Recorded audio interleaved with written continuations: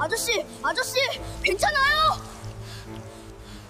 숨 좀 쉬세요. 여기 살려주세요. 12살 소년의 다급한 외침이 폐조선소 지하에 울려 퍼졌습니다.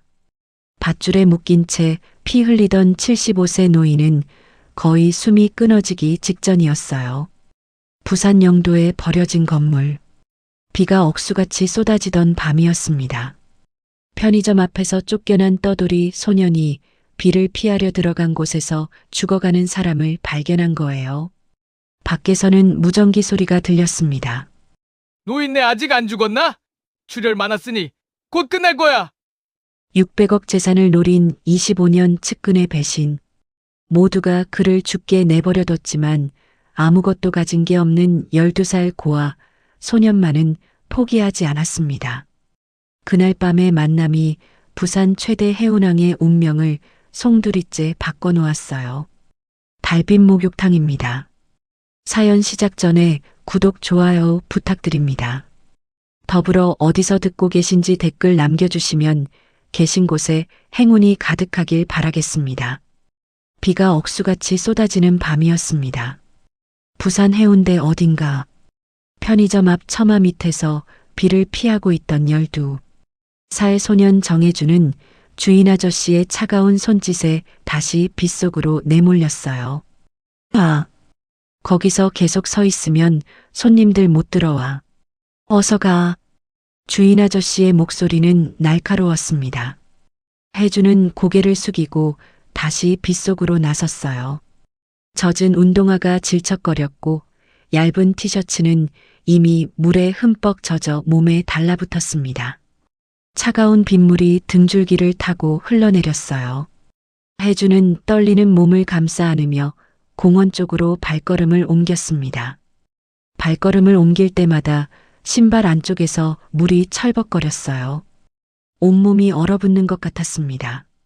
공원 벤치에는 이미 빗물이 가득 고여 있었어요. 평소 같았으면 앉아서 비를 피했을 텐데 오늘은 그마저도 여의치 않았습니다. 혜주는 지하도 입구로 향했어요.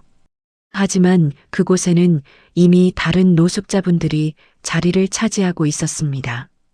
커다란 박스를 펼쳐놓고 그 안에 웅크리고 계신 할머니, 두꺼운 담요를 뒤집어 쓴 아저씨, 그분들은 모두 자기 자리를 지키고 계셨어요.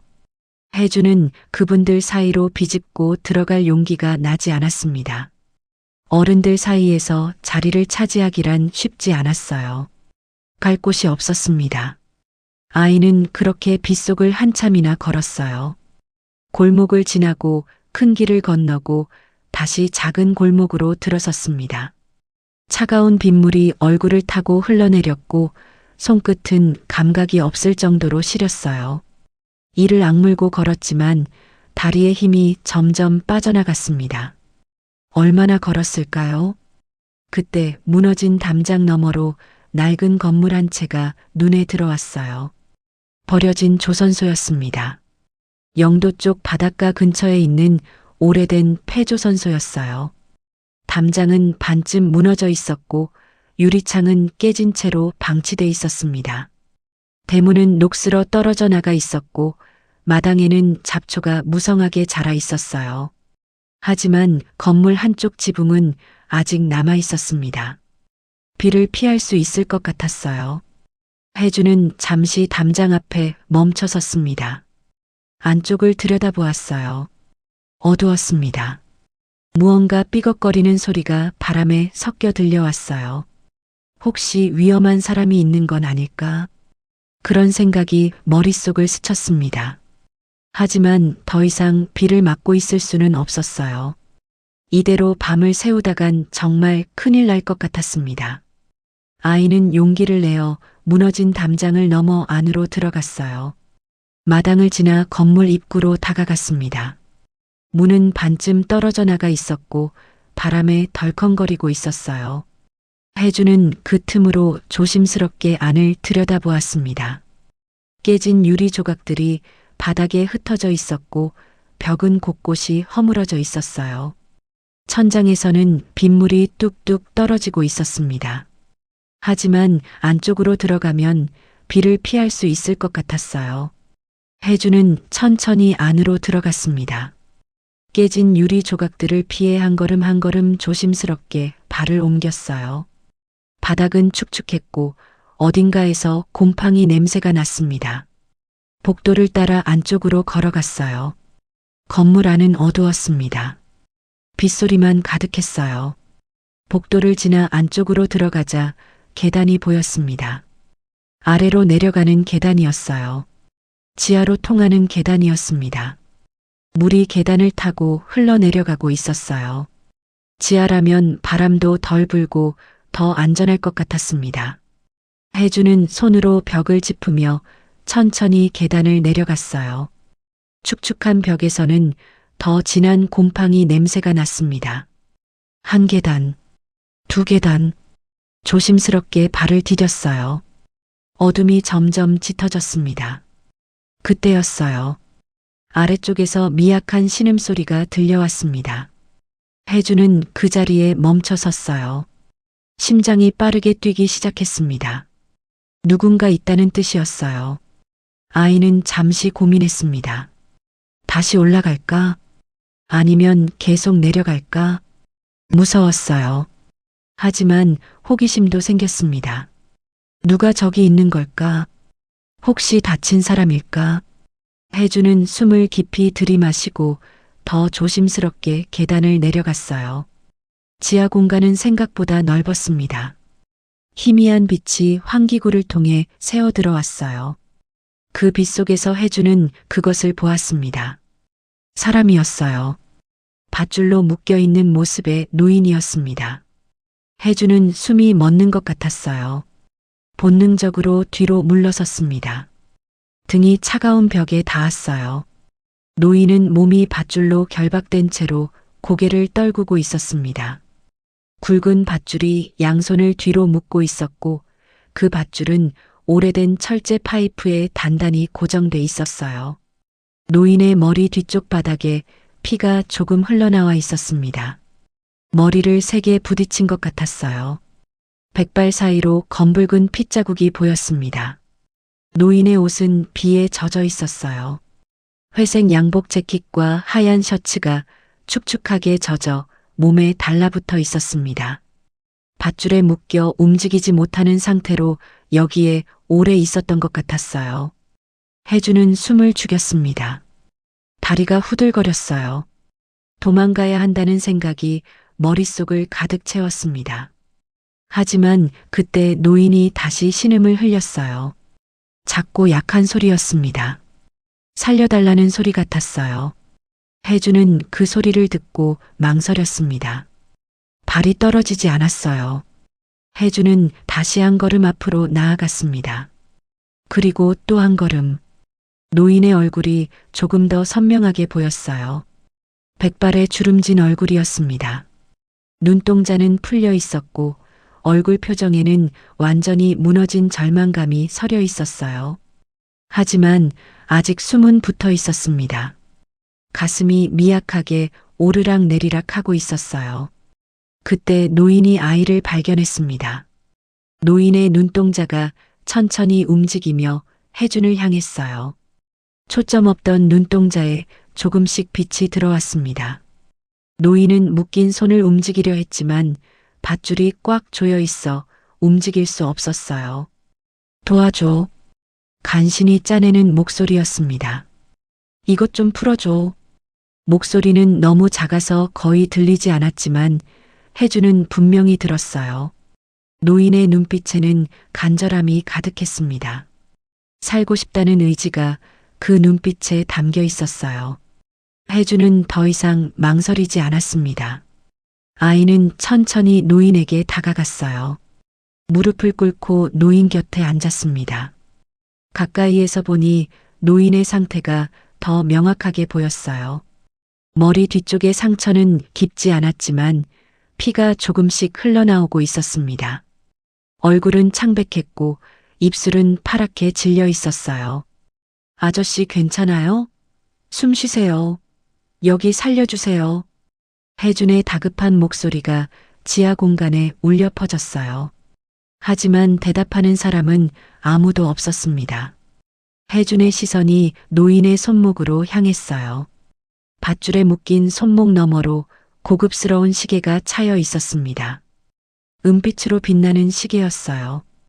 혜준은 그 시계를 보며 직감했습니다.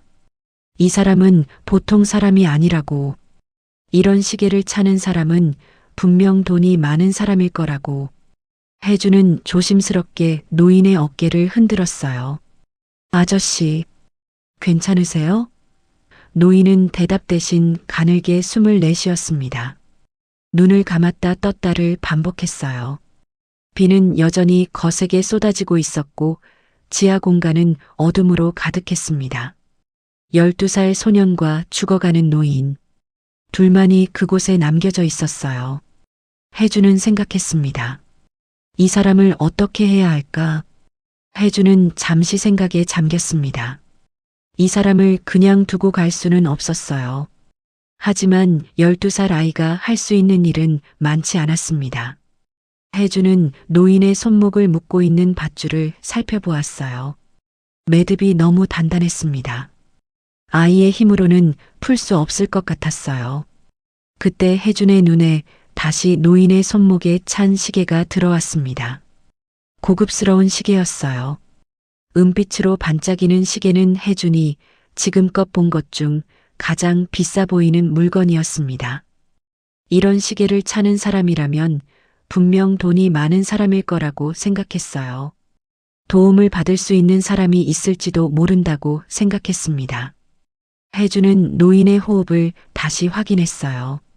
가슴이 천천히 오르락 내리락 하고 있었습니다. 숨은 붙어 있었지만 호흡이 점점 약해지는 것 같았어요.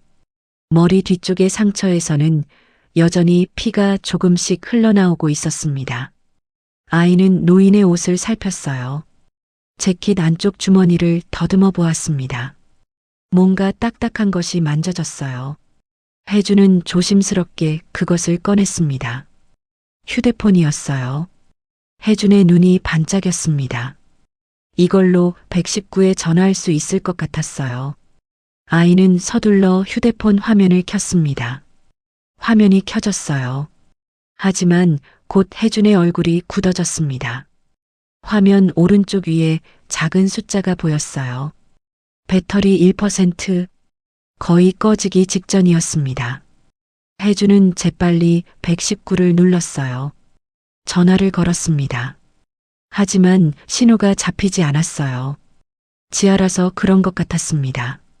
아이는 위쪽으로 계단 쪽으로 조금 올라가 봤어요. 여전히 신호가 없었습니다. 혜준이 다시 지하로 내려왔을 때 휴대폰 화면이 깜빡이기 시작했어요. 배터리가 거의 다 된 것이었습니다. 혜준은 다시 한번 전화를 걸어봤지만 역시 연결되지 않았어요. 그때 화면이 꺼졌습니다. 완전히 꺼진 것이었어요. 혜준은 휴대폰을 움켜쥐고 한숨을 내쉬었습니다. 전화로는 구조를 요청할 수 없었어요. 바로 그때였습니다. 밖에서 소리가 들려왔어요. 혜준은 숨을 죽이고 귀를 기울였습니다. 발소리였어요. 여러 명의 발소리가 건물 주변을 걷고 있었습니다. 그리고 무전기에서 나는 듯한 지직거리는 소리도 들렸어요. 이쪽 위치 보고. 남자의 목소리였습니다. 정문 쪽 이상 없습니다. 또 다른 남자의 목소리가 답했어요. 계속 돌아봐. 혹시 모르니까 주변 감시 계속해. 알겠습니다. 혜주는 몸을 움츠렸어요. 심장이 빠르게 뛰었습니다. 저 사람들이 이 노인을 찾고 있는 것 같았어요. 아니, 정확히는 노인이 도망치지 못하도록 지키고 있는 것 같았습니다. 발소리가 점점 가까워졌어요. 누군가 건물 안쪽으로 들어오는 것 같았습니다. 혜주는 노인 옆에 바짝 붙어 몸을 숨겼어요. 어둠 속에서 최대한 소리를 내지 않으려 했습니다. 발소리가 입구 쪽에서 멈췄어요. 여기 확인했어? 아까 확인했는데 아무도 없었어. 그냥 한 번 더 봐. 혹시 모르니까. 발소리가 다시 시작됐습니다. 복도를 걷는 소리가 들렸어요. 혜주는 숨도 제대로 쉬지 못했습니다. 발소리가 계단 입구 근처까지 왔어요. 지하도 확인해 볼까? 뭐하러? 거기는 막혀 있잖아. 출구도 없고. 그래도 시간 낭비하지 말고 밖에서 대기나 해. 어차피 저 노인네 못 나와. 출혈이 많았으니까 곧 끝날 거야. 아직 안 죽었나? 거의 다 됐을 거야. 우리가 확인하러 갈 필요도 없어. 그냥 여기서 죽길 기다리는 거지 뭐. 남자들의 목소리는 냉정했어요. 혜주는 그 말을 듣고 온몸이 얼어붙는 것 같았습니다. 저 사람들은 이 노인을 살려둘 생각이 전혀 없었어요. 그냥 여기서 죽기를 기다리고 있는 것이었습니다. 발소리가 멀어졌어요. 남자들은 다시 밖으로 나간 것 같았습니다. 혜주는 한참이 지나서야 숨을 내쉬었어요. 온몸에 식은땀이 흘렀습니다. 아이는 옆에 누워있는 노인을 다시 바라보았어요. 노인의 얼굴은 더 창백해져 있었습니다. 호흡도 더 약해진 것 같았어요. 이대로 두면 정말 죽을 것 같았습니다. 혜주는 생각했어요. 여기 두면 이 노인은 확실히 죽는다. 밖에는 저 사람들이 지키고 있었습니다. 119에 전화할 수도 없었어요. 휴대폰은 꺼졌고 신호도 잡히지 않았습니다. 그렇다면 방법은 하나뿐이었어요. 직접 이 노인을 데리고 나가는 것.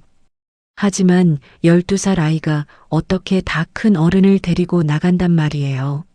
노인은 묶여 있었고 움직일 힘도 없어 보였습니다. 혜주는 잠시 고민했어요. 머릿속으로 여러 가지를 계산했습니다. 노인의 몸무게, 자신의 힘, 이 공간의 구조, 밖에 있는 사람들의 위치, 그리고 아이는 결심했어요. 할 수 있다. 해야 한다. 혜주는 노인에게 다가가 작은 목소리로 속삭였습니다. 아저씨, 제가 여기서 꺼내드릴게요. 조금만 참으세요. 노인은 희미하게 눈을 떴어요. 아이를 바라보는 눈빛에는 희망과 의문이 동시에 담겨 있었습니다. 이 작은 아이가 과연 자신을 구할 수 있을까 하는 의문이었어요. 하지만 혜준의 눈빛은 단호했습니다. 아이는 이미 마음을 정한 것 같았어요. 비는 여전히 쏟아지고 있었고 지하는 어둠으로 가득했습니다. 하지만 그 어둠 속에서 12살 소년의 작은 결심이 빛나고 있었어요. 혜주는 주변을 살폈어요. 어둠 속에서 무언가 쓸만한 것이 없을까 찾아보았습니다. 하지만 지하에는 먼지와 곰팡이만 가득했어요. 깨진 상자 몇 개와 녹슨 철제 파이프뿐이었습니다. 아이는 먼저 노인을 업어보려고 했어요. 노인의 팔을 자신의 어깨에 걸치고 힘을 주어 들어 올리려고 했습니다. 하지만 몸이 전혀 들리지 않았어요. 노인은 너무 무거웠고 혜주는 너무 작았습니다. 힘을 주다가 혜주는 바닥에 주저앉고 말았어요. 숨이 가팠습니다. 온몸에 힘이 쭉 빠졌어요. 안 되겠습니다. 업고 갈 수는 없었어요. 혜주는 잠시 바닥에 앉아 숨을 고르며 생각했습니다. 머릿속으로 여러 가지 방법을 떠올렸어요. 끌고 갈까? 아니면 다른 방법이 있을까? 그때 지하 구석에서 뭔가가 눈에 들어왔어요. 수레였습니다. 오래된 작은 수레가 먼지를 뒤집어 쓴 채 구석에 놓여 있었어요. 아마도 옛날에 이 조선소에서 짐을 나르던 수레인 것 같았습니다. 바퀴가 4개 달린 낮은 수레였어요. 혜준의 눈이 반짝였습니다. 아이는 재빨리 그 수레로 다가갔어요. 수레를 살펴보았습니다. 바퀴는 낡았지만 아직 굴러갈 수 있을 것 같았어요. 바퀴 하나를 손으로 돌려보니 삐걱거리는 소리를 내며 천천히 돌아갔습니다. 괜찮았어요. 쓸 수 있을 것 같았습니다. 혜주는 수레를 노인이 있는 곳으로 끌고 왔어요. 수레는 생각보다 가벼웠습니다. 아이가 끌기에 적당한 무게였어요. 이제 문제는 노인을 수레에 옮기는 것이었습니다. 혜주는 수레를 노인 옆에 바짝 붙였어요. 그리고 주변을 둘러보았습니다. 벽돌 몇 개가 바닥에 흩어져 있었어요. 아이는 그 벽돌들을 주워왔습니다. 혜주는 수레의 한쪽 끝에 벽돌을 받쳤어요. 수레가 기울어졌습니다. 마치 미끄럼틀처럼 한쪽이 낮아지고 한쪽이 높아졌어요. 지렛대 원리였습니다. 이제 노인을 조금만 밀면 수레 위로 굴려 올릴 수 있을 것 같았어요. 혜주는 노인의 손목을 묶고 있던 밧줄을 풀기 시작했습니다. 매듭이 단단했지만 아이는 포기하지 않았어요. 손톱으로 긁고 손가락으로 조금씩 풀었습니다. 시간이 꽤 걸렸어요. 마침내 밧줄이 풀렸습니다. 노인의 손이 자유로워졌어요. 하지만 노인은 이미 기력이 다한 상태였습니다. 손목에는 밧줄 자국이 선명하게 나 있었어요. 아저씨, 조금만 힘내세요. 제가 아저씨를 여기서 꺼내드릴게요. 혜주는 노인의 몸을 천천히 수레 쪽으로 밀었어요. 아이의 작은 손으로는 쉽지 않았습니다. 하지만 수레가 기울어져 있었기 때문에 조금씩 밀다 보니 노인의 몸이 수레 위로 굴러 올라갔어요. 노인이 작게 신음을 흘렸습니다. 죄송해요. 아저씨, 조금만 참으세요. 혜주는 노인의 다리도 수레 위로 올렸어요. 그리고 받쳐둔 벽돌을 치웠습니다. 수레가 다시 평평해졌어요. 노인은 이제 수레 위에 누워 있었습니다. 혜주는 수레의 손잡이를 잡았어요. 천천히 끌어보았습니다. 바퀴가 삐걱거리며 굴러갔어요. 무거웠지만 없는 것보다는 훨씬 나았습니다. 끌 수 있을 것 같았어요. 이제 문제는 어디로 나가느냐였습니다. 계단으로는 갈 수 없었어요. 위에 저 남자들이 있었습니다. 혜주는 주변을 다시 살폈어요. 지하 공간을 천천히 둘러보았습니다. 그때 저 멀리 벽 쪽에 작은 통로가 보였어요. 환기구 통로 같았습니다. 좁았지만 바깥으로 이어져 있는 것 같았어요. 희미한 빛이 그 통로 끝에서 새어 들어오고 있었습니다. 저기로 나갈 수 있을 것 같았어요. 혜주는 수레를 끌고 그 통로를 향해 천천히 움직였습니다. 바퀴가 울퉁불퉁한 바닥을 지나며 덜컹거렸어요. 혜주는 조심스럽게 소리가 나지 않도록 천천히 끌었습니다.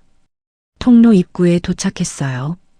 통로는 좁았지만 수레가 들어갈 수 있을 만큼은 넓었습니다. 혜주는 수레를 통로 안으로 밀어 넣었어요. 통로는 약간 경사져 있었습니다. 위쪽으로 올라가는 길이었어요. 혜주는 수레를 앞에서 끌지 않고 뒤에서 밀기 시작했습니다. 경사진 길을 끌고 올라가는 것보다 뒤에서 미는 게 더 쉬웠어요. 혜주는 온 힘을 다해 수레를 밀었습니다. 한 걸음씩 조금씩 앞으로 나아갔어요. 통로는 좁았고 천장은 낮았습니다. 혜주는 허리를 굽힌 채로 계속 밀었어요. 바퀴가 돌에 걸려 멈출 때도 있었습니다. 그럴 때마다 혜주는 돌을 치우고 다시 밀었어요. 땀이 흘렀습니다. 숨이 가빴어요. 하지만 멈추지 않았습니다. 얼마나 갔을까요? 통로 중간쯤 왔을 때 수레가 갑자기 뒤로 밀리기 시작했어요. 경사가 생각보다 가팔랐습니다. 혜준이 힘을 조금이라도 빼면 수레가 뒤로 굴러 내려갈 것 같았어요. 안 돼. 혜준은 온몸으로 수레를 버텼습니다. 온 힘을 다해 수레를 붙잡았어요. 발이 미끄러졌습니다. 하지만 포기할 수 없었어요. 아이는 이를 악물고 수레를 밀어 올렸습니다. 그때 노인이 희미하게 눈을 떴어요. 의식이 잠깐 돌아온 것이었습니다. 노인은 자신을 밀고 있는 작은 아이를 보았어요. 온몸이 땀에 젖은 채 떨리는 다리로 버티고 있는 아이를 보았습니다. 미안하다. 노인이 작게 중얼거렸어요. 목소리는 거의 들리지 않았지만 혜주는 들었습니다. 아이는 대답하지 않았어요. 대답할 힘도 없었습니다. 그저 계속 밀었어요. 조금씩 조금씩 위로 올라갔습니다. 그때 통로 입구 쪽에서 소리가 들렸어요. 여기 한 번 더 확인. 남자의 목소리였습니다. 혜주는 숨을 죽였어요. 수레를 붙잡은 채로 움직이지 않았습니다. 발소리가 지하로 내려오는 것 같았어요. 여기 정말 아무것도 없네. 그냥 빨리 나가자. 여기 냄새 너무 고약해. 발소리가 잠깐 멈췄어요. 혜주는 심장이 터질 것 같았습니다. 이 통로는 뭐야? 환기구 통로인가 본데. 어차피 좁아서 사람 못 지나가. 그래, 그럼 됐고. 발소리가 멀어졌어요.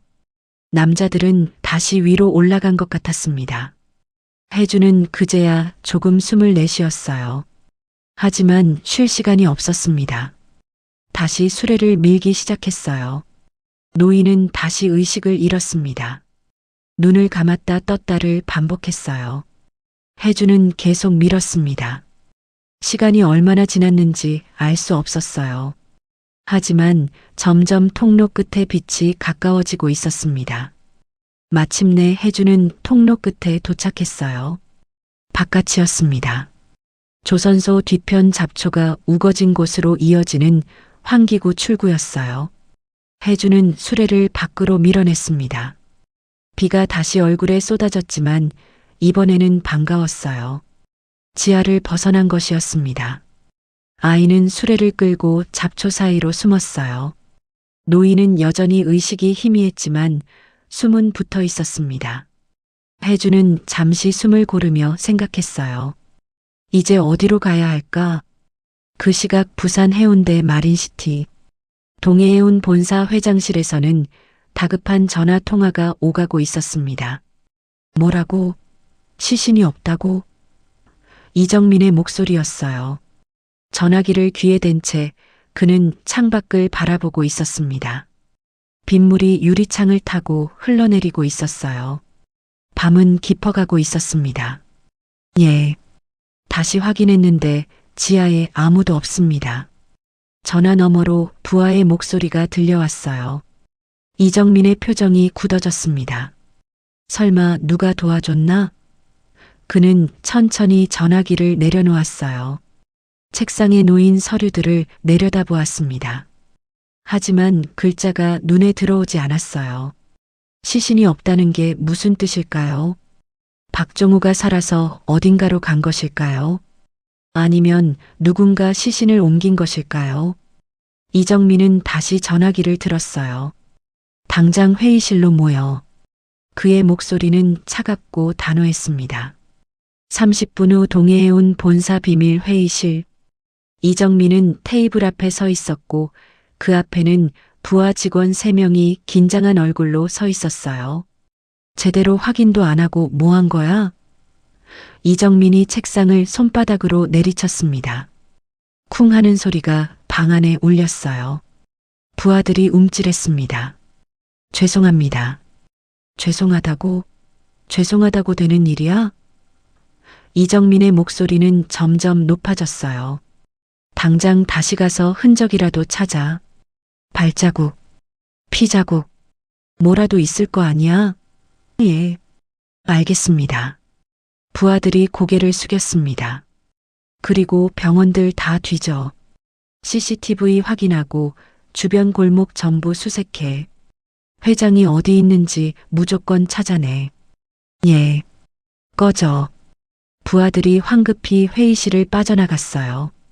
이정민은 혼자 남았습니다. 그는 의자에 깊숙이 몸을 기댔어요. 손으로 얼굴을 쓸어내렸습니다. 한숨이 새어나왔어요. 박종우가 살아있으면 끝이었습니다. 모든 게 수포로 돌아가는 것이었어요. 이정민은 눈을 감았습니다. 오래된 기억이 떠올랐어요. 젊은 시절이었습니다. 그와 박종우는 함께 작은 사무실에서 사업을 시작했었어요. 낡은 중고 선박 한 척으로 시작한 해운업이었습니다. 둘 다 가진 것 없는 청년이었어요. 꿈만 가득했던 시절이었죠. 정민아, 우리 꼭 성공하자. 박종호가 소주잔을 들며 말했었습니다. 그래, 형. 우리 둘이 힘 합치면 못할 게 뭐 있어? 이정민도 잔을 부딪혔어요.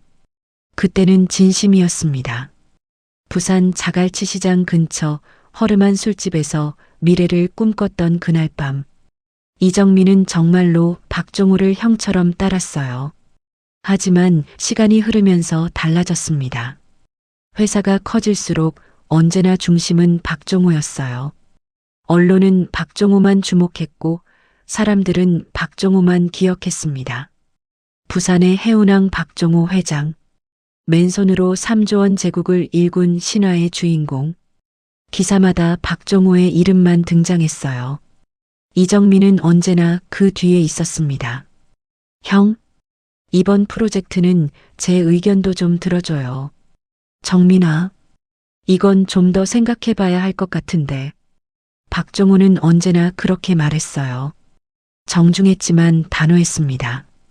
결국 결정은 항상 박종호의 것이었어요. 25년 동안 이정민은 그림자였습니다. 박종호가 빛이라면 그는 언제나 그 뒤에 따라붙는 그림자였어요. 처음에는 괜찮았습니다. 형을 돕는다고 생각했으니까요. 하지만 시간이 지나면서 그림자로 사는 게 점점 힘들어졌어요. 왜 나는 항상 2인자여야 하는 걸까? 왜 나는 항상 뒤에 있어야 하는 걸까? 그 질문이 매일 밤 이정민을 괴롭혔습니다. 그리고 어느 날 그 질문은 분노가 되었고 분노는 계획이 되었어요. 이정민은 눈을 떴습니다. 과거는 과거였어요. 이제 중요한 건 현재였습니다. 박종호를 찾아야 했어요. 그때 다시 전화벨이 울렸습니다. 이정민이 전화를 받았어요. 말해. 부사장님. 주변을 다시 확인했는데 조선소 뒤편에 수레바퀴 자국이 있습니다. 이정민의 눈빛이 날카로워졌어요. 수레? 예. 작은 수레바퀴 자국 같습니다. 환기구 통로 쪽에서 시작해서 골목으로 이어져 있습니다. 추적 가능해? 비 때문에 중간에 자국이 끊겼습니다. 하지만 방향은 알 수 있습니다. 좋아. 그쪽 방향으로 수색 범위 넓혀. 당장. 알겠습니다. 전화를 끊은 이정민은 창밖을 다시 바라보았어요. 비는 계속 내리고 있었습니다. 누가 도운 거야? 이정민은 중얼거렸어요. 박종호 혼자서는 절대 빠져나올 수 없는 상태였습니다. 분명 누군가 도왔을 거예요. 하지만 누가? 경호원들은 이미 다 정리했습니다. 측근들도 모두 이정민 편이거나 침묵하는 쪽이었어요. 그때 또 다른 부하가 회의실로 들어왔습니다. 부사장님, 뭐야? 설마 회장님이 살아있을까요? 부하의 목소리는 불안했어요. 이정민이 천천히 고개를 돌려 부하를 바라보았습니다. 죽어야 해. 목소리는 낮고 단호했어요. 조금의 망설임도 없었습니다. 부하가 움찔했어요. 살아있으면 우리 다 끝이야. 알겠어? 예, 알겠습니다. 지금 우리한테 시간이 얼마 없어. 회장이 어디 있든 빨리 찾아내야 해. 최선을 다하겠습니다. 부하가 다시 나갔어요. 이정민은 회의실을 나와 복도를 걸었습니다. 회장실로 향했어요. 문을 열고 들어갔습니다. 넓은 회장실은 어두웠어요. 이정민은 불을 켜지 않았습니다. 그대로 어둠 속을 걸어 회장 책상으로 갔어요. 커다란 책상 뒤 의자에 앉았습니다. 박종호가 앉던 자리였어요. 이정민은 책상 위의 서류들을 훑어보았습니다. 이미 자기 자리라는 듯 자연스러웠어요. 마치 오래전부터 여기 앉아 있었던 것처럼 편안했습니다. 이제 내 차례야. 형? 이정민은 작게 중얼거렸어요. 창밖에 부산의 야경이 어둠 속에서 반짝이고 있었습니다. 그리고 그 순간 부산 어딘가에서는 12살 소년이 죽어가는 노인을 데리고 비를 맞으며 움직이고 있었어요. 추적은 이제 막 시작되었습니다. 혜주는 수레를 끌고 골목을 빠져나왔어요. 비는 여전히 쏟아지고 있었고 거리는 어두웠습니다. 아이는 주변을 둘러보았어요. 어디로 가야 할지 막막했습니다. 병원으로 가고 싶었지만 아까 그 남자들이 병원을 감시하고 있을지도 몰랐어요. 일단 숨을 곳이 필요했습니다. 혜주는 골목을 따라 계속 걸었어요. 수레를 끌고 가는 건 힘들었지만 멈출 수 없었습니다. 노인의 숨소리가 점점 약해지고 있었어요. 한참을 걸었을까요? 저 앞에 폐공장이 보였습니다. 감천문화마을 근처에 있는 오래된 공장이었어요. 오래전에 문을 닫은 작은 공장이었습니다. 담장이 무너져 있었고 건물 곳곳이 허물어져 있었어요. 하지만 비를 피할 수는 있을 것 같았습니다. 혜주는 수레를 끌고 그곳으로 들어갔어요. 공장 안은 텅 비어 있었습니다. 녹슨 기계들이 여기저기 놓여 있었고 바닥에는 먼지가 쌓여 있었어요. 하지만 지붕이 남아 있어서 비는 피할 수 있었습니다. 혜주는 구석진 곳에 수레를 세웠어요. 노인은 여전히 의식이 희미했습니다. 숨은 붙어 있었지만 얼굴은 창백했어요. 아저씨, 조금만 기다리세요. 제가 어떻게든 해볼게요. 혜주는 노인의 머리 뒤쪽 상처를 다시 확인했어요. 피는 멈춘 것 같았지만 상처는 여전히 선명했습니다. 그때였어요. 노인의 주머니에서 희미한 불빛이 새어나왔습니다. 혜주는 깜짝 놀라 주머니를 확인했어요. 휴대폰이었습니다. 아까 꺼졌던 휴대폰이 다시 켜진 것이었어요. 아마 조금 전 수레를 움직이면서 전원 버튼이 눌린 것 같았습니다. 화면에 배터리 표시가 깜빡이고 있었어요. 여전히 1%였습니다. 혜주는 다시 119에 전화를 걸어보려고 했어요. 하지만 그 순간 휴대폰이 울렸습니다. 전화가 온 것이었어요. 혜주는 당황했어요. 받아야 할까? 말아야 할까? 혹시 아까 그 나쁜 사람들일까? 하지만 전화는 계속 울렸습니다. 혜주는 조심스럽게 전화를 받았어요. 여보세요? 회장님. 전화 너머로 남자의 목소리가 들렸습니다. 다급하고 간절한 목소리였어요. 회장님 맞습니까? 혜주는 잠시 망설였어요. 저는 회장님이 아니에요. 누구세요? 왜 아저씨 전화를 받고 계십니까? 남자의 목소리가 날카로워졌습니다. 저는 정혜준이라고 해요. 아저씨가 다쳐서 제가 도와드리고 있어요. 뭐라고요? 전화 너머에서 잠시 침묵이 흘렀어요. 지금 어디 계십니까? 저는 공장 같은 데 있어요. 아저씨가 많이 아프세요. 회장님 상태가 어떻습니까? 숨은 쉬고 계신데 계속 정신을 못 차리세요. 머리에서 피가 났어요. 전화 너머에서 한숨 소리가 들렸습니다. 제가 지금 갑니다. 조금만 기다리세요. 누구세요?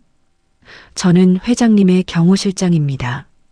위치 추적으로 좌표를 확인했습니다. 곧 도착하겠습니다.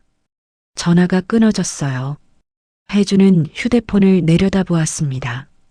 화면이 다시 깜빡이더니 완전히 꺼졌어요. 경호실장이라는 사람이 온다고 했습니다. 혜주는 불안했어요. 정말 믿을 수 있는 사람일까요? 혹시 아까 그 나쁜 사람들과 한편은 아닐까요? 하지만 선택의 여지가 없었습니다. 혜주는 노인 옆에 앉아 기다렸어요. 30분쯤 지났을까요? 공장 밖에서 차 소리가 들렸습니다. 혜주는 긴장했어요. 공장 입구 쪽을 바라보았습니다.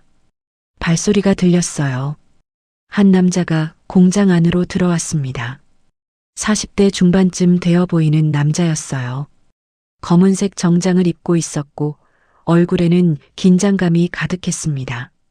남자는 주변을 둘러보다가 혜준과 노인을 발견했어요. 저기, 남자가 빠르게 다가왔습니다. 혜준은 본능적으로 뒤로 물러섰어요. 남자는 먼저 노인의 상태를 확인했습니다. 무릎을 꿇고 노인의 목에 손을 댔어요. 맥박을 확인하는 것 같았습니다. 회장님, 남자의 목소리는 떨리고 있었어요. 그리고 남자는 혜준을 돌아보았습니다. 너 뭐하는 애냐? 목소리는 경계심으로 가득했어요. 혜준은 작게 대답했습니다. 저는 그냥 아저씨를 도와드렸어요. 혹시 윤신의 사람이냐?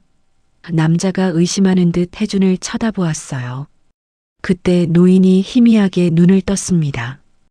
경호 실장의 얼굴을 본 노인은 작게 고개를 저었어요. 아니야. 간신히 짜내는 목소리였습니다.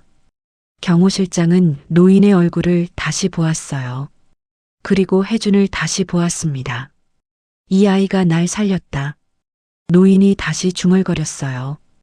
경호 실장의 표정이 변했습니다. 경계심이 놀라움으로 바뀌었어요. 회장님을 이 아이가? 그래. 노인은 다시 눈을 감았습니다. 경호 실장은 잠시 혜준을 바라보았어요. 12살밖에 안 되어 보이는 아이였습니다. 온몸이 젖어 있었고 옷은 더러웠어요. 그때 혜준이 입을 열었습니다. 지금 병원 가면 안 돼요. 경호 실장이 놀라 아이를 보았어요. 뭐라고? 저 사람들이 지켜보고 있어요. 병원에도 사람을 보냈을 거예요. 뭘 안다고? 휴대폰 위치 추적으로 오셨죠? 그럼 상대도 알 수 있어요. 경호 실장은 할 말을 잃었습니다. 12살 아이의 입에서 나오는 말이라고는 믿기지 않았어요. 경호 실장은 잠시 생각했습니다. 아이의 말이 맞았어요. 병원은 위험했습니다. 그럼 어쩌란 말이냐? 차에 구급 상자 있어요? 있다. 그럼 일단 응급 처치부터 하세요. 그리고 안전한 데로 옮겨야 해요. 경호 실장은 고개를 끄덕였습니다. 차로 달려가 구급 상자를 가져왔어요. 노인의 머리 상처를 소독하고 지혈했습니다. 혜준이 옆에서 조용히 지켜보고 있었어요. 도와줄래? 경호 실장이 물었습니다. 혜준은 고개를 끄덕였어요. 둘은 함께 노인을 차에 태웠습니다. 차는 어둠 속으로 사라졌어요. 안전한 곳을 향해 달려가고 있었습니다. 차는 한적한 주택가로 들어섰어요. 경호 실장이 차를 세운 곳은 부산 기장군의 작은 단독주택이었습니다. 평범한 주택가 한가운데 있는 집이었어요. 눈에 띄지 않는 곳이었습니다. 여기는 회장님의 비밀 안전가옥입니다. 아무도 모르는 곳이에요. 경호 실장이 설명했어요. 둘은 노인을 부축해 집 안으로 들어갔습니다. 노인은 여전히 의식이 희미했지만 숨은 조금 안정된 것 같았어요. 거실 소파에 노인을 눕혔습니다. 경호 실장은 다시 한번 상처를 확인하고 소독했어요. 혜준은 옆에서 조용히 지켜보고 있었습니다. 한참 후 경호 실장이 밖으로 나갔다 돌아왔어요. 손에 편의점 봉지를 들고 있었습니다. 배고프지? 경호 실장이 혜준에게 물었어요. 혜준은 고개를 끄덕였습니다. 사실 배가 너무 고팠어요. 언제 마지막으로 밥을 먹었는지 기억도 나지 않았습니다. 경호 실장은 삼각김밥과 우유를 꺼내 혜준에게 건넸어요. 혜준은 삼각김밥을 받아들었습니다. 포장을 뜯고 한 입 물었어요. 너무 맛있었습니다. 아이는 허겁지겁 먹기 시작했어요. 그때 소파에 누워있던 노인이 그 모습을 지켜보고 있었습니다. 눈을 뜬 채로 아이가 밥을 먹는 모습을 조용히 바라보고 있었어요. 얼굴에는 복잡한 표정이 어려 있었습니다. 혜준은 삼각김밥을 다 먹고 우유를 마셨어요. 그리고 나서야 노인이 자신을 보고 있다는 걸 알아챘습니다. 아저씨 깨어나셨어요? 혜준이 다가갔어요. 노인은 작게 고개를 끄덕였습니다. 고맙다. 노인의 목소리는 여전히 약했지만 조금 전보다는 힘이 있었어요. 괜찮으세요? 응. 덕분에. 노인은 잠시 아이를 바라보았습니다. 넌 어떻게 이런 판단을 하냐? 네. 나를 구해야겠다고 결심한 것. 수레를 찾아낸 것. 병원이 위험하다고 말한 것. 어떻게 그런 생각을 했니? 혜주는 잠시 생각하다가 대답했어요. 생각하려고 안 해도 머릿속에서 저절로 그림이 그려져요. 그림? 네. 상황을 보면 그게 머릿속에서 그림처럼 보여요. 어떻게 하면 되는지. 그게 그냥 보이는 것 같아요. 노인은 놀라운 표정으로 아이를 바라보았어요. 어릴 때부터 그랬니? 네. 기억나는 것부터는 계속 그랬던 것 같아요. 경호 실장도 옆에서 아이를 신기한 듯 바라보고 있었습니다. 노인은 잠시 침묵했어요. 그리고 조심스럽게 물었습니다. 부모님은? 혜준의 표정이 조금 굳어졌어요. 기억 안 나요. 기억이 안 난다고? 네. 작은 것들만 어렴풋이 기억나요. 하지만 얼굴이나 목소리는 기억 안 나요. 노인의 얼굴에 안타까움이 스쳤습니다. 그는 더 이상 묻지 않았어요. 혜주는 노인의 머리 쪽으로 다가갔습니다. 아저씨, 머리 상처 확인해도 될까요? 응. 그래.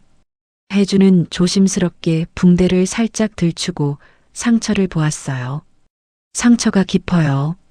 칼인가 봐요. 경호 실장이 놀라 물었습니다.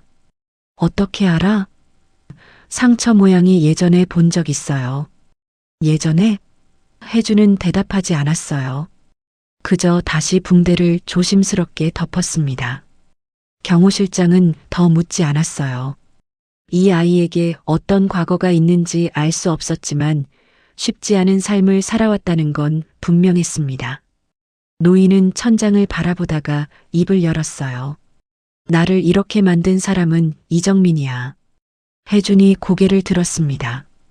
이정민은 내가 형제보다 가까이 지낸 친구였어. 노인의 목소리는 쓸쓸했어요. 젊은 시절 우리는 함께 꿈을 꿨지. 함께 사업을 시작했고 함께 고생했어. 그때는 정말 우리가 평생 함께 할 줄 알았어. 경호 실장도 조용히 듣고 있었습니다. 하지만 회사가 커지면서 달라졌어. 나는 몰랐는데 정민이는 힘들어하고 있었나 봐. 언제나 내 뒤에 있다는 게, 언제나 내 그림자라는 게, 그게 그를 힘들게 한 거야. 노인은 눈을 감았어요. 내가 더 잘해줬어야 했는데, 더 그의 말을 들어줬어야 했는데, 아저씨 잘못이 아니에요. 혜준이 말했습니다. 노인이 놀라 아이를 보았어요. 그 사람이 선택한 거잖아요. 아저씨한테 말하고 떠날 수도 있었는데 이렇게 한 건 그 사람 선택이에요. 혜준의 목소리는 단호했습니다.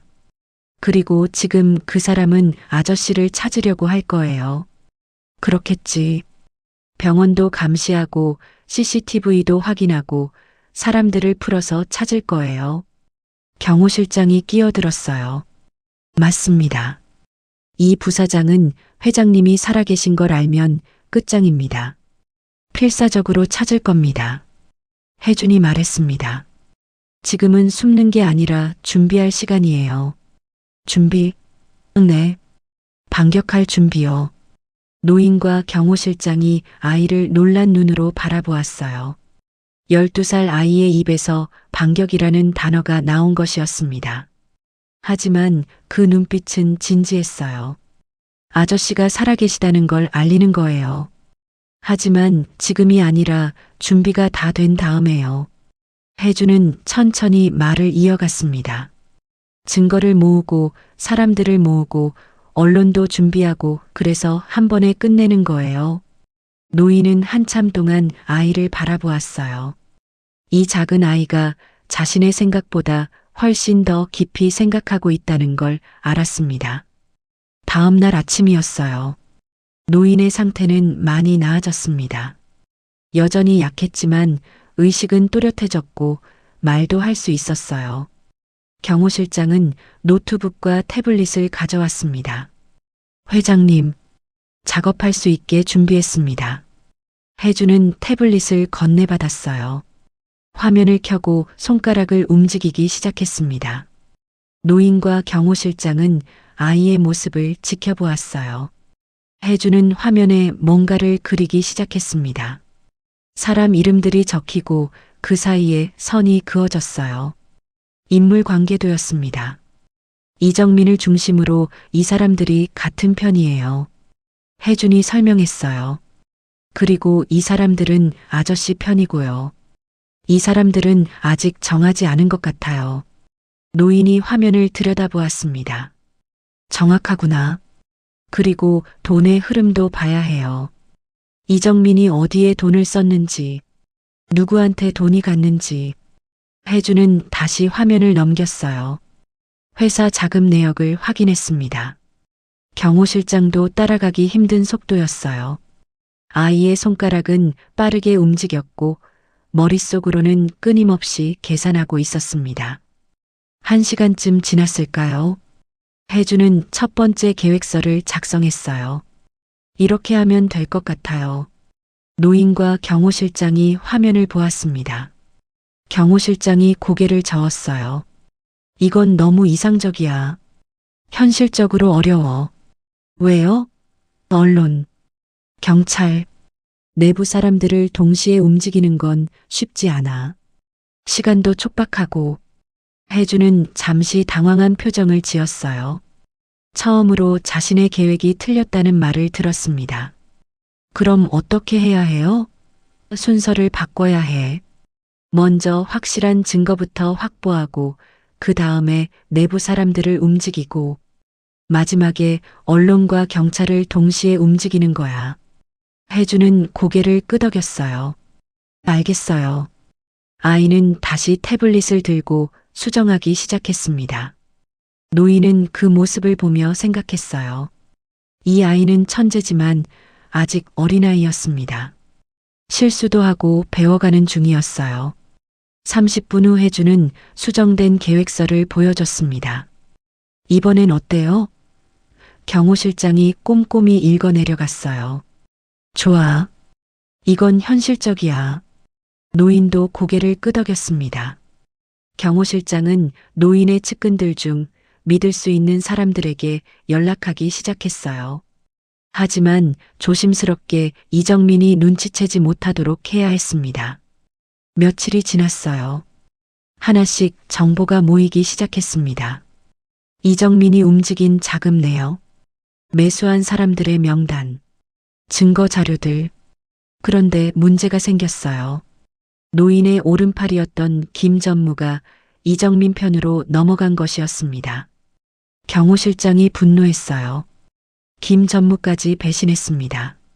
진정해. 혜준이 차분하게 말했어요. 화내지 말고 이용하세요. 이용한다고? 거짓 정보를 흘리는 거예요. 김 전무를 통해서요. 그럼 이정민이 잘못된 판단을 할 거예요. 경호 실장의 눈이 빛났습니다. 그렇구나. 계획은 점점 구체화되었어요. 언론사 기자 중 믿을 수 있는 사람, 경찰 내부의 협조자, 회사 내부의 충성스러운 직원들. 하나씩 네트워크가 만들어졌습니다.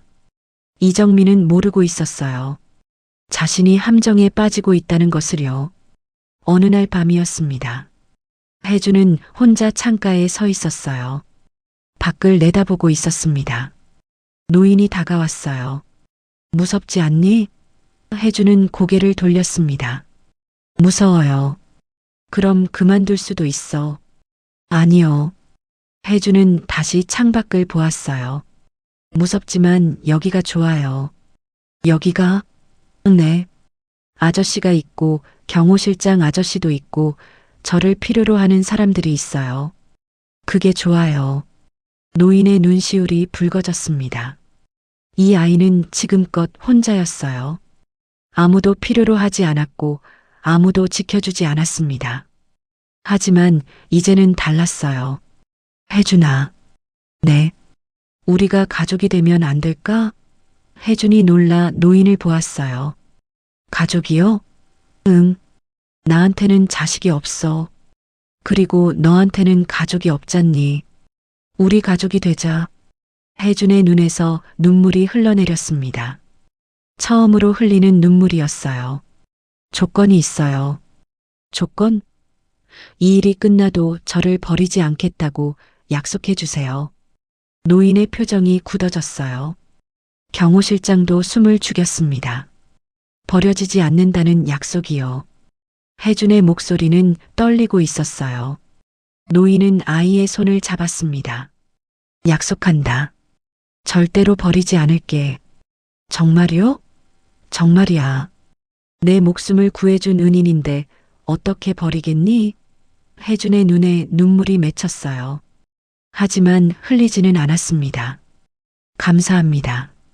그때 경호 실장이 조심스럽게 말했어요. 회장님, 이 아이한테 너무 많이 의지하시는 거 아닙니까? 아직 12살밖에 안 된 아이인데. 노인은 고개를 끄덕였습니다. 맞아. 미안하구나. 혜준아. 내가 너무 똑똑해서 어른처럼 대한 것 같아. 괜찮아요. 혜준이 대답했어요. 전 원래 생각하는 게 좋아요. 그리고 아저씨를 돕고 싶어요. 노인은 아이의 머리를 쓰다듬었습니다. 고맙다. 이제 본격적으로 계획을 실행할 시간이었어요. 경호 실장은 믿을 수 있는 사람들에게 연락을 시작했습니다. 하지만 조심스럽게 이정민이 눈치채지 못하도록 해야 했어요. 며칠이 더 지났습니다. 하나씩 정보가 모이기 시작했어요. 이정민이 움직인 자금 내역, 매수한 사람들의 명단, 증거 자료들, 네트워크가 완성되어 가고 있었습니다. 언론사 기자, 경찰 내부 협조자, 충성스러운 직원들, 모든 준비가 끝나가고 있었어요. 어느 날 저녁이었습니다. 노인이 혜준에게 물었어요. 혜준아, 네. 넌 앞으로 뭘 하고 싶니? 혜준은 잠시 생각했습니다. 생각하는 사람이요. 생각하는 사람? 네. 어려운 문제를 푸는 사람. 사람들을 돕는 사람. 노인은 미소 지었어요. 그래. 좋은 꿈이구나. 그리고, 응? 같이 사는 사람이요. 같이 사는 사람? 네. 아저씨랑 같이 사는 사람이요. 노인의 눈시울이 붉어졌습니다. 그럼 우리 계속 같이 살자. 네. 두 사람은 창밖을 바라보았어요. 밤하늘에는 별이 빛나고 있었습니다. 곧 결정적인 순간이 다가오고 있었어요. 반격의 날이 가까워지고 있었습니다. 그로부터 일주일이 지났어요. 이정민은 확신하고 있었습니다. 박종호는 이미 죽었을 거라고요. 일주일 동안 아무 소식도 없었어요. 병원에도 나타나지 않았고 경찰에도 신고가 들어오지 않았습니다. 그는 회장 대행 자리를 차지하기 위해 본격적으로 움직이기 시작했어요. 동해에 온 본사 임원 회의실. 이정민은 회의 테이블 맨 앞자리에 앉아 있었습니다. 박종호가 앉던 자리였어요. 자, 그럼 이번 인사 개편안에 대해 설명하겠습니다. 이정민의 목소리는 단호했습니다. 서류를 돌렸어요. 주요 직책의 인사 이동 명단이었습니다. 박종호에게 충성했던 사람들은 모두 한직으로 밀려나는 내용이었어요. 이해 있으신 분? 아무도 대답하지 않았습니다. 그럼 이대로 진행하겠습니다.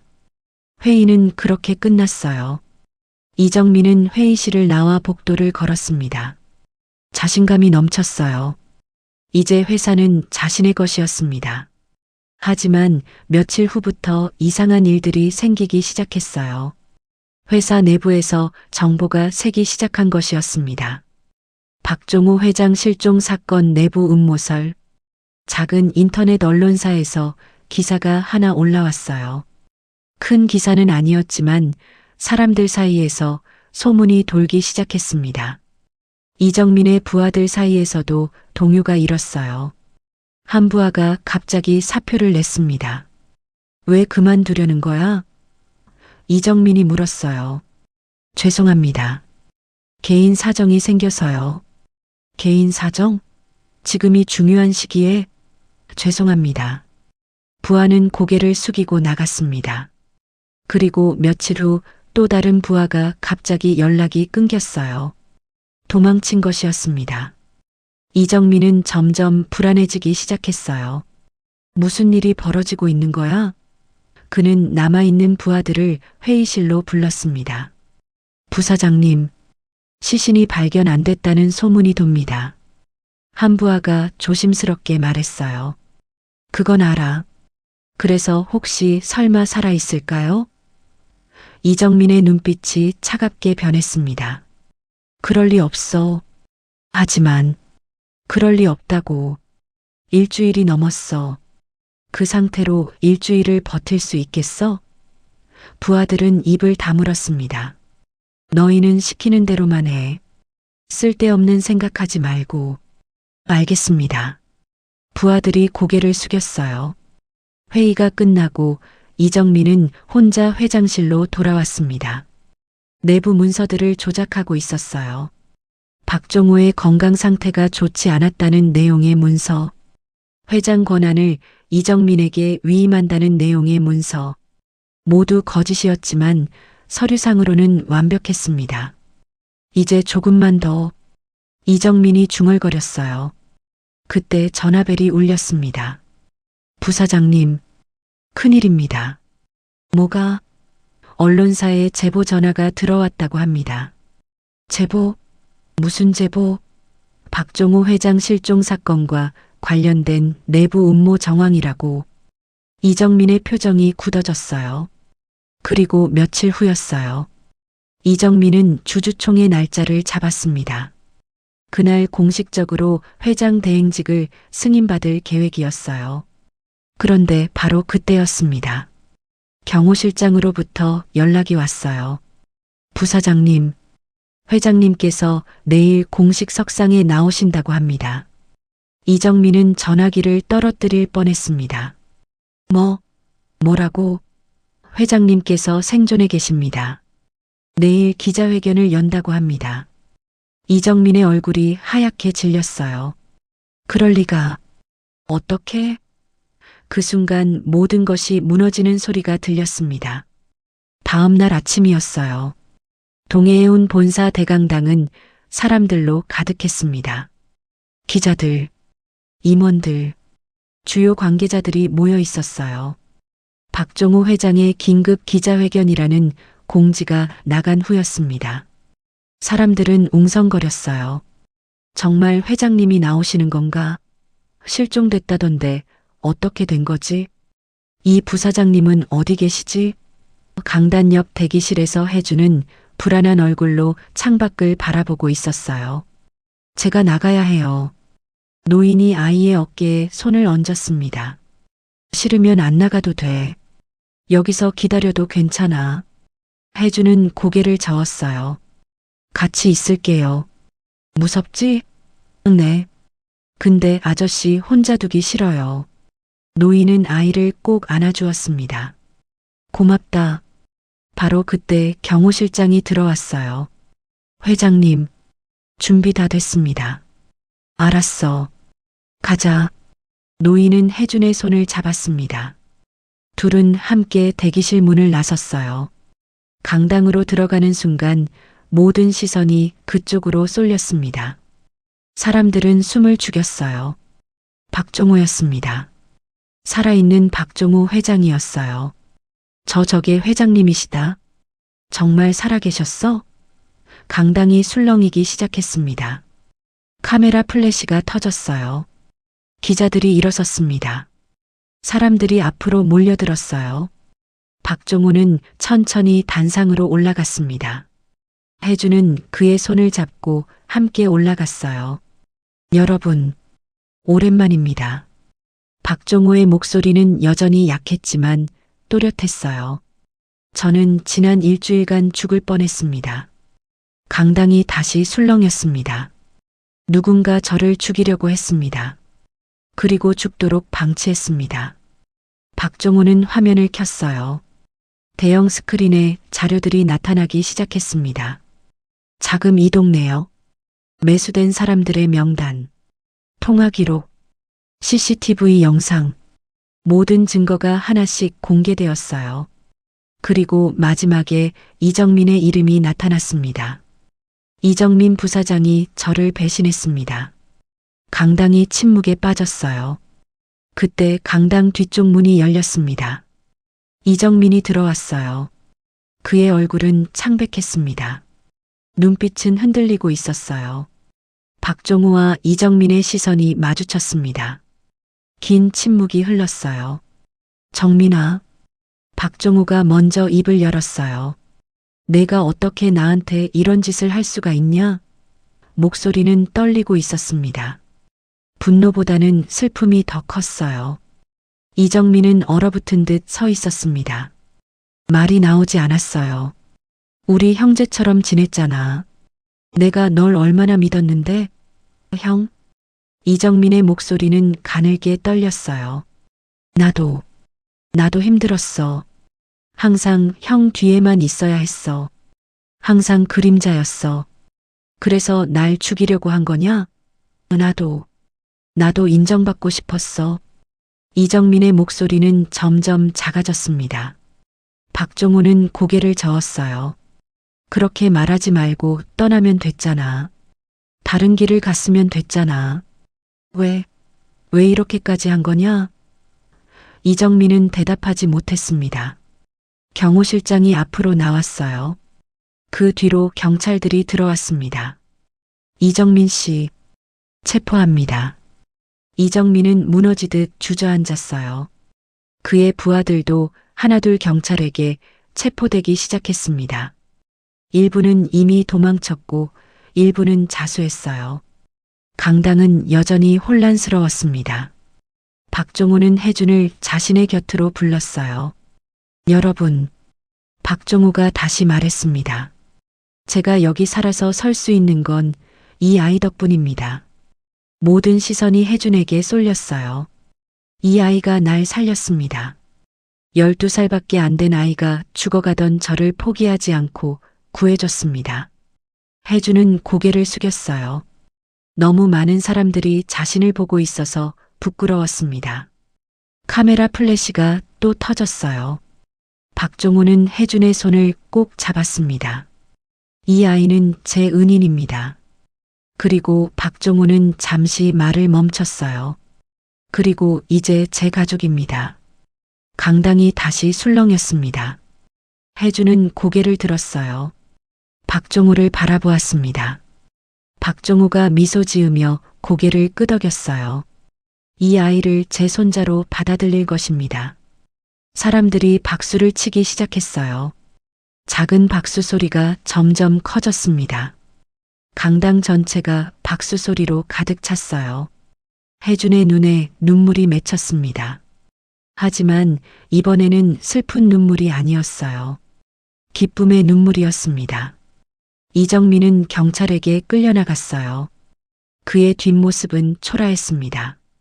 한때 형제처럼 지냈던 두 사람. 하나는 무너졌고 하나는 다시 일어섰어요. 배신과 용서, 절망과 희망. 긴 싸움이 끝났습니다. 그리고 새로운 시작이 열렸어요. 며칠 후 뉴스에서는 연일 이정민 체포 소식을 다루고 있었습니다. 동해운 이정민 전 부사장, 회장 살해 미수 및 배임 혐의로 구속, 25년 지기 친구 배신한 이정민, 법정 최고형 받을 듯. 박종호는 회장직에 정식으로 복귀했어요. 회사는 다시 안정을 찾아가고 있었습니다. 배신했던 사람들은 떠났고 충성스러웠던 사람들이 다시 자리를 찾았어요. 그리고 혜준은 박종호와 함께 살게 되었습니다. 새집 첫날이었어요. 박종호의 집은 넓고 깨끗했습니다. 혜준이 지금까지 본 것 중 가장 큰 집이었어요. 여기가 내 방이야. 박종호가 문을 열어주었습니다. 혜준은 방 안으로 들어갔어요. 넓은 방이었습니다. 창문으로는 부산 바다가 보였어요. 침대가 있었고, 책상이 있었고, 책장도 있었습니다. 이게 다 제 거예요? 혜준의 목소리는 떨리고 있었어요. 그럼, 다 내 거야. 혜준은 천천히 방 안을 둘러보았습니다. 침대에 앉아보았어요. 푹신했습니다. 책상 위에는 새 노트북도 놓여 있었어요. 고마워요. 아저씨, 우리가 가족인데 당연한 거지. 혜준은 창가로 다가갔습니다. 창밖을 내다보았어요. 반짝이는 부산 바다가 보였습니다. 그리고 혜준은 혼자 작게 미소 지었어요. 눈물이 흘러내렸습니다. 하지만 슬픈 눈물이 아니었어요. 다음 날 박종호는 혜준을 위해 선물을 준비했어요. 자, 이것 좀 봐. 쇼핑백을 가득 들고 왔습니다. 뭐예요? 열어봐. 혜준이 쇼핑백을 열었어요. 새 옷들이 들어 있었습니다. 깨끗하고 예쁜 옷들이었어요. 신발도 있었고 책도 몇 권 들어 있었습니다. 이거 다 제 거예요? 응. 옷은 더 필요하면 말해. 책도 읽고 싶은 거 있으면 언제든지 말하고. 혜주는 옷을 하나하나 꺼내 보았어요. 아저씨, 왜? 너무 좋아요. 박종호는 아이의 머리를 쓰다듬었습니다. 앞으로 내가 필요한 건 다 줄게. 그러니까 편하게 말해. 그날 오후 경호 실장이 찾아왔어요. 혜준아. 네. 저기. 처음에 의심해서 미안했어. 경호 실장이 어색하게 사과했습니다. 혜준은 고개를 저었어요. 괜찮아요. 저도 의심스러웠을 거예요. 경호 실장은 웃었습니다. 너 정말 대단한 아이구나. 앞으로 내가 잘 지켜줄게. 감사합니다. 그리고 필요한 거 있으면 언제든 말해. 나도 이제 내 가족이니까. 혜준의 얼굴이 환해졌어요. 저녁 시간이 되었습니다. 식탁에는 음식이 가득 차려져 있었어요. 박종호가 직접 준비한 것은 아니었지만 정성껏 준비된 식사였습니다. 자, 앉자. 박종호, 경호 실장, 혜준. 셋이 식탁에 둘러앉았어요. 처음에는 어색했습니다. 혜준은 어떻게 먹어야 할지 몰라 가만히 앉아 있었어요. 편하게 먹어. 여기가 내 집이야. 박종호가 먼저 밥을 떠주었습니다. 혜준은 조심스럽게 숟가락을 들었어요. 한 입 먹었습니다. 맛있어요. 그래. 다행이다. 셋은 천천히 식사를 했어요. 처음엔 어색했지만 시간이 지나면서 점점 편안해졌습니다. 경호 실장이 회사 이야기를 했고 박종호가 옛날 이야기를 들려주었어요. 혜주는 조용히 듣고 있다가 가끔 웃기도 했습니다. 이게 가족이구나. 박종호가 문득 중얼거렸어요. 네, 아니야. 그냥 이런 게 가족이구나 싶어서. 혜주는 고개를 끄덕였습니다. 저도 좋아요. 식사가 끝나고 경호 실장은 돌아갔어요. 박종호와 혜주는 거실 소파에 앉았습니다. 혜준아. 네. 넌 앞으로 뭘 하고 싶니? 혜주는 잠시 생각했어요. 생각하는 사람이요. 생각하는 사람? 네. 어려운 문제를 푸는 사람. 사람들을 돕는 사람. 박종호는 미소 지었습니다. 그래. 좋은 꿈이구나. 그리고, 응? 같이 사는 사람이요. 같이 사는 사람? 네. 아저씨랑 같이 사는 사람이요. 박종호의 눈시울이 붉어졌어요. 그럼 우리 계속 같이 살자. 네. 두 사람은 창밖을 바라보았습니다. 밤하늘에는 별이 빛나고 있었어요. 며칠 전까지만 해도 폭우가 쏟아지던 하늘이었습니다. 혜준이 비를 피해 버려진 조선소로 들어가던 그날 밤, 박종호가 죽음을 기다리며 지하에 쓰러져 있던 그날 밤. 하지만 이제는 달랐어요. 비는 그쳤고 하늘은 맑았습니다. 아저씨, 응? 비가 그쳤네요. 박종우는 창밖을 보았어요. 그러게. 이제 맑아질 거야. 네. 두 사람은 나란히 앉아 별을 바라보았습니다. 더 이상 버려진 집이 아니었어요. 불이 켜진 집이었습니다. 따뜻한 집이었어요. 가족이 있는 집이었습니다. 폭우가 그친 밤, 두 사람의 새로운 시작이었어요. 12살 소년과 회장 할아버지. 비를 피해 만난 두 사람은 이제 진짜 가족이 되었습니다. 서로를 구해준 두 사람. 서로에게 희망이 된 두 사람. 그들의 이야기는 이제 막 시작되었어요. 창밖으로 부산의 야경이 반짝이고 있었습니다. 해운대 바다 위로 달빛이 쏟아지고 있었어요. 혜주는 창문에 이마를 대고 그 풍경을 바라보았습니다. 태어나서 처음으로 내 방이라는 게 생겼어요. 태어나서 처음으로 가족이라는 게 생겼습니다. 가슴이 뜨거워졌어요. 눈물이 또 흘러내렸습니다. 하지만 이번에도 슬픈 눈물이 아니었어요. 혜준아, 자야지. 박종우가 방문을 열고 들어왔어요. 네. 혜주는 눈물을 닦고 돌아섰습니다. 왜? 울었어? 아니요. 그냥 너무 좋아서요. 박종우는 아이에게 다가가 꼭 안아주었어요. 앞으로는 계속 좋을 거야. 약속해. 네. 잘 자. 내일 보자. 아저씨도요. 박종우가 나가고 혜주는 침대에 누웠습니다. 푹신한 침대였어요. 깨끗한 이불이었습니다. 따뜻했어요. 혜주는 천장을 바라보았습니다. 그리고 작게 미소 지었어요. 이제 혼자가 아니야. 혜주는 눈을 감았습니다. 편안한 잠이 찾아왔어요. 태어나서 처음으로 악몽 없는 밤이었습니다. 창밖에서는 부산의 밤바다가 잔잔하게 빛나고 있었어요. 새로운 가족의 첫 번째 밤이 깊어가고 있었습니다.